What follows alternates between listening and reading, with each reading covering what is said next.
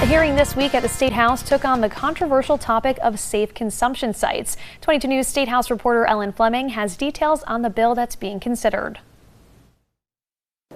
2,357 deaths. That's how many people died of an opioid-related overdose just last year. Lawmakers here on Beacon Hill are now considering a new approach in hopes of curbing those preventable deaths. Under a bill filed on Beacon Hill, cities and towns across the Commonwealth would be able to open up overdose prevention centers, also known as safe consumption sites or supervised injection sites.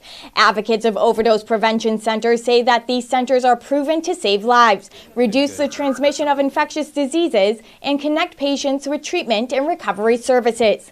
At overdose prevention centers, people who use drugs can consume those drugs under the supervision of healthcare workers. According to Massachusetts, for overdose prevention centers, there are approximately 200 overdose prevention centers in 14 countries around the world, and 0 overdose deaths have occurred.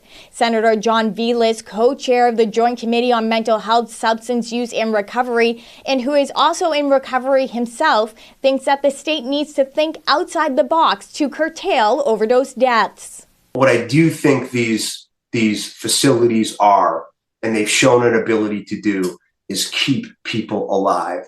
That's our sons, our daughters, our brothers, our sisters, everybody else. And to those who would say, you're enabling bad behavior, my response would be, maybe you're right.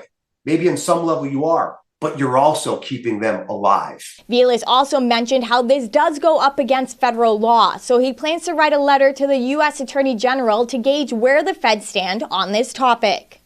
The bill also includes civil and criminal protections for staff, clients, and operators.